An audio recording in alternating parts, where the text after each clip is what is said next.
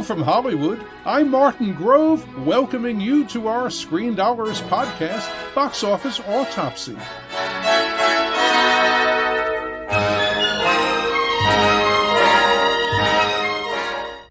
In today's conversation, we'll look at the marketplace and analyze how things are going and where they're going. Joining me on the line now is Screendollars box office guru Dick Walsh. Between Dick's career in exhibition, including as film chairman of AMC Entertainment, and my own days talking about movies on CNN, Entertainment Tonight, and as a Hollywood Reporter columnist, we've logged nearly 100 years in Hollywood. That doesn't mean we're always right, but we've definitely got a few opinions to share.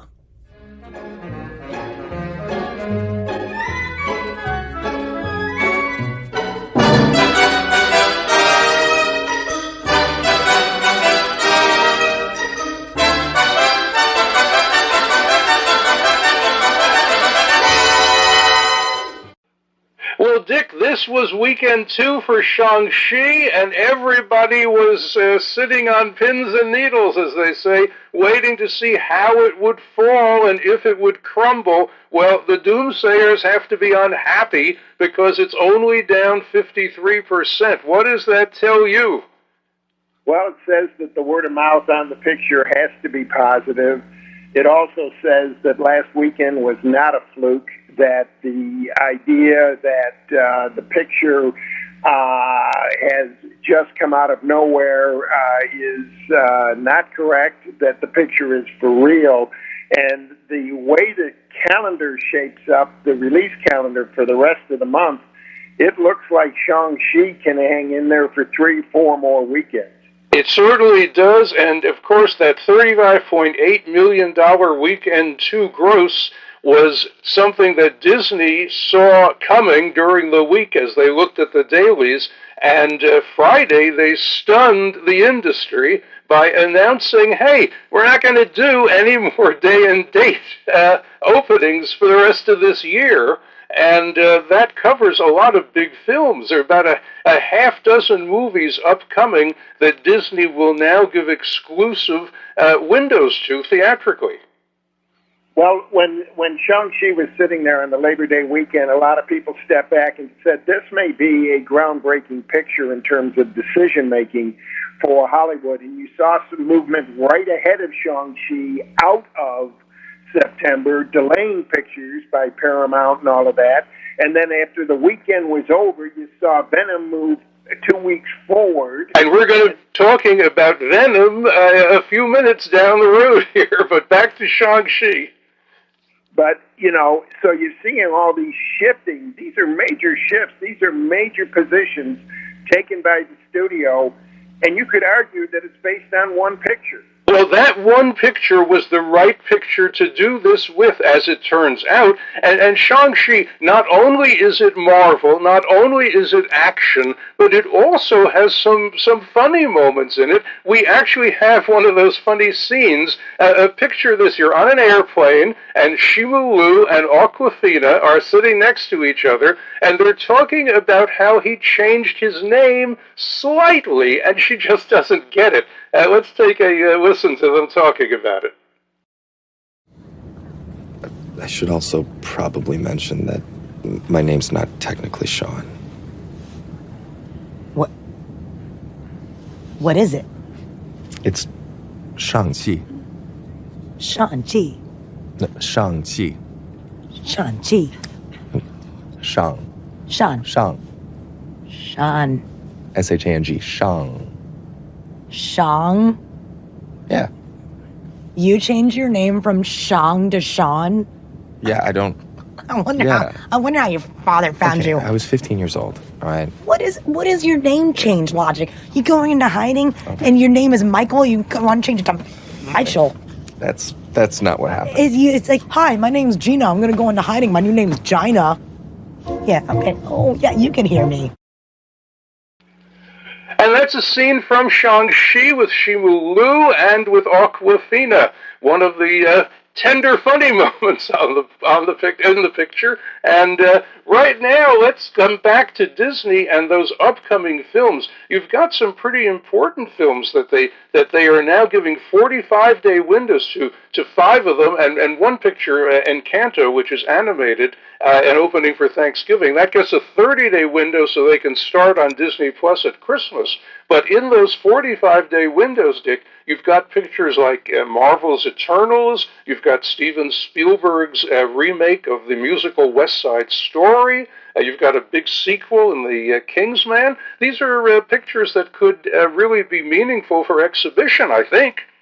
Oh, absolutely, Marty. Can you imagine how much money more exhibition is going to take in now that they don't have the fear of the day and date going streaming against it? And these titles will now be similar to Shang-Chi.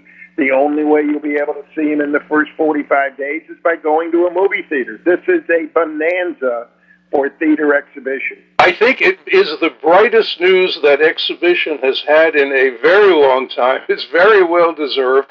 And I think it also hammers home that the problem that we have been looking at with all those big second weekend drops in the summer, it wasn't fear of the Delta variant. It was, well, hey, I could see this at home and I'm paying my subscriber fees, so why not?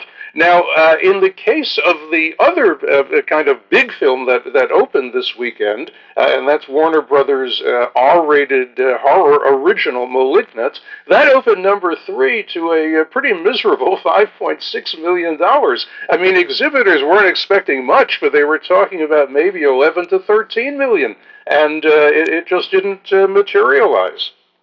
Yes, this is about half of what exhibition thought it was going to be. The idea that it didn't finish second is also kind of takes you back. The picture that finishes second is one of our favorites. Free Guy has come back and moved into second place. But *Malignant* was also on HBO, day and date streaming, and obviously that hurt its box office gross. It's almost that you can't compete if you're going to stream at the nation's box office. And Dick, another factor that worked, I think, against *Malignant* is the fact that it's R-rated, and when you look at the tracking, the top first choice demo for *Malignant* was teenagers. And they can't buy a ticket, at least not legally or officially. In the past, as you well know, from your AMC days, people would sneak in if they were under 17. They'd buy a ticket to a PG-13 movie and manage to get in to see the one they wanted to see. But now, just stay home and watch it for nothing on HBO Max. Well, we kind of figured out that over time, the difference between a horror flick at R and a horror flick at PG-13 meant about a 30% less gross. You cut your audience by almost 1/3 on a horror picture when you just move one click up from PG-13 to R. And as you point out, this very much hurt the picture. I think that maybe what it comes down to is when Hollywood studios feel they have to indulge filmmakers, and filmmakers feel that they just absolutely have to have what they want, and if it's an R, well, let it be an R. Maybe that's not being very smart. But on the other hand, let's look at a smart move by one of the studios, and you touched on it just a couple of minutes ago, and that's Sony moving the Marvel sequel, Venom, Let There Be Carnage. It was going to open October 15th. Now it's opening October 1st. Why do you think they did that? Well, that's on top of the fact that it was going to open September 24th. They are jockeying for position to give the picture the best possible date. And September looks very weak, so we're going to be coming out of September with virtually no gross. Shang-Chi may still be the number one picture, and the first week of October now looks like a prime time to launch a picture. And also, I mean, they had to see how well Shang-Chi opens, and hey, if Shang-Chi can do it, we've got a Marvel picture in Venom, why not try it, I would think. And it's a scary picture. I just happen to have a scene here that I think plays very scary. Let's listen to it and see if it's something that you'd want to see in a theater, or how would you feel about seeing this home alone in the dark? All I ever wanted in this world is carnage. Lady here. We should be out there snacking on bad guys. I am a predator. I need to be free. You have got to get control of your aggression, or you will get hauled off into Area 51. You live in my body. You live by my rules. I'm sorry. I don't know what came over me. Please let me fix it so I can play it again. You are a loser. That's a scary scene from the trailer for Venom, Let There Be Carnage. Dick, I just think horror films play much better in theaters. Oh, absolutely. And, we've come out of a run of horror pictures now. Malignant was the 8th out of 11 weeks. Now we're going to take a couple of weeks off. We're going to sit that genre down for a couple of weeks. And I believe by the very first week of October, people begin to think about Halloween. This fits that pattern exactly. And, of course, Venom, the first one, we've got an obvious track record we're playing off of because it opened the first week of October. Yes, and you just touched on Halloween, and Halloween Kills is coming up. But Universal has taken that horror film, and it's a sequel to a very successful 2018 reboot of Halloween, and they're going day and date with it streaming. So go figure. But moving to the other very big news of this week, which we want to make sure we have lots of time to talk about because there is lots indeed to say about it, and that is the change in chairman and CEO position at Paramount Pictures. Jim Giannopoulos, who's been there for some years now, is exiting, and the chief of Nickelodeon, Brian Robbins, is succeeding him. This was, again, bombshell news on Friday, and it is being speculated that perhaps it suggests that Paramount is going to put strong emphasis at the direction of Viacom-CBS, which owns Paramount, on streaming on Paramount Plus. Do you think that makes some sense? Yeah, I do. And, the other streaming services have grown wildly in the last year, and Paramount Plus, while doing well, seems to be a laggard. And, of course, if I'm running Paramount, I'm asking, why aren't we doing better in that category? And anything that would go in the different direction might cause a conflict up to and including an executive change, which we've just seen. Well, and they moved at Paramount the two Tom Cruise titles, tentpoles both, that they have upcoming. Top Gun Maverick, which was going to open November 19th, is now going to be your picture for Memorial Day weekend next year. And Mission Impossible 7, which would have been next year's Memorial Day weekend film, is now going all the way to September 30th, 2022. There has been speculation, and I just want to emphasize unconfirmed speculation, that Giannopoulos may have been pressured to put both of those titles on Paramount Plus, and hey, forget about theaters. So I don't think anybody's going to tell us if that's true or not, but that is the buzz that's going around. Now, the other buzz that's going around has to do with what's opening next weekend, because you've got a picture from one of Hollywood's most important filmmakers and a guy who's been around for a very long time. His name, of course, is Clint Eastwood. The film is his Western, Cry Macho, coming from Warner Brothers. The tracking hasn't been particularly good on this, has it? No, and I think this is, Clint is so powerful, and his relationship with Warner Brothers is such that the studio gives him wide rein. I think they looked at the release schedule and they felt like this would be a less competitive weekend for him to jump into. I don't think much is expected of this picture. You're never going to bet against Clint Eastwood. And Dick, we have a scene from Cry Macho. This is classic Clint Eastwood. Let's take a listen. You used to be strong, macho. I used to be a lot of things, but I'm not now. tell you something. This macho thing is overrated. Just people trying to be macho, show that they've got grit. That's about all they end up with. It's like anything else in life. You think you got all the answers.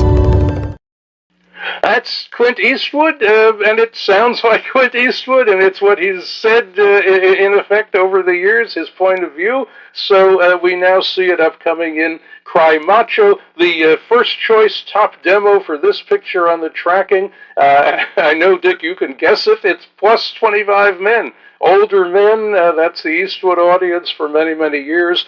And, of course, they may very well choose to see it on HBO Max, because if they have it, if they're subscribing to it, it's easy. And with the older audience, indeed, they might stay home to see it. But we will be here next weekend to talk about whatever it is that did happen. And who knows, surprises are always possible. Hopefully it does better than we think, but don't expect too much. Well, each week brings a new, seems to be structural change in the industry. Let's see what happens. Well, Dick, thank you very much, and thanks to everybody out there listening to us and for the great feedback we're getting. We will be here, and we'll do it again next weekend on Box Office Autopsy.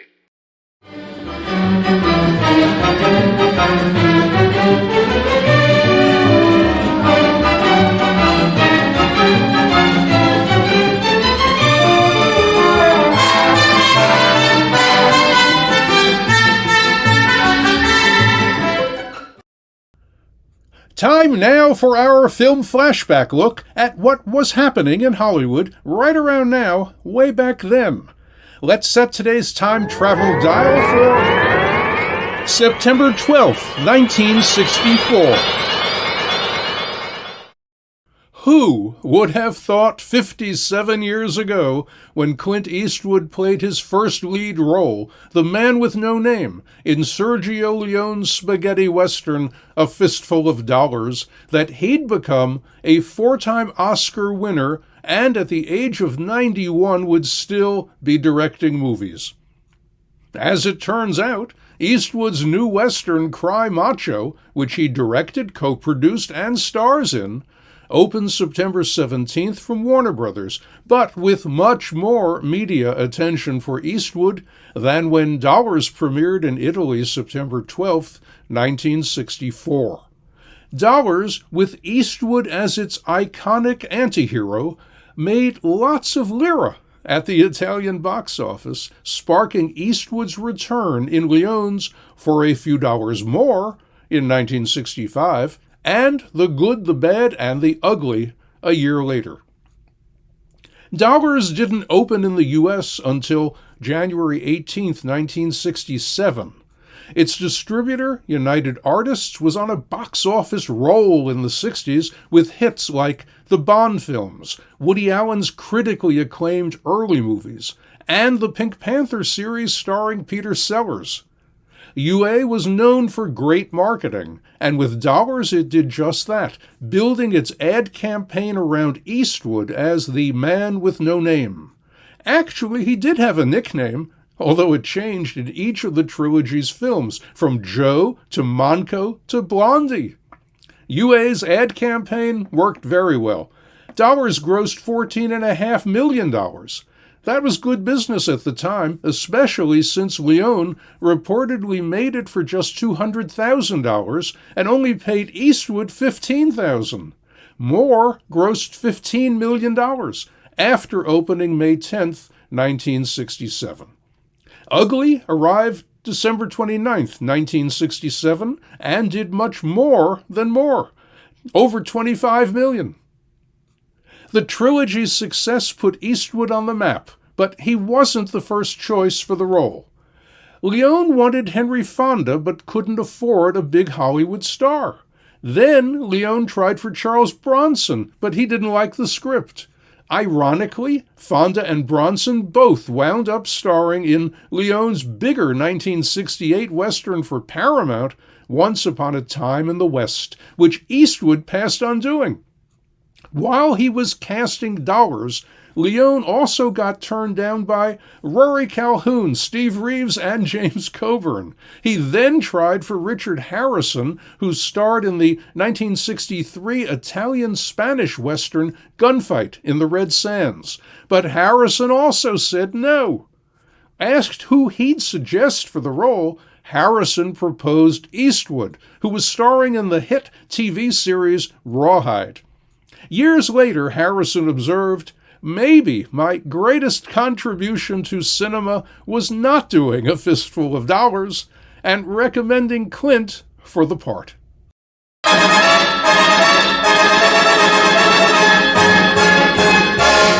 And that's it for today's podcast. Thanks for listening. We'll be back with another Box Office Autopsy next week. In Hollywood for Screendollars, I'm Martin Grove.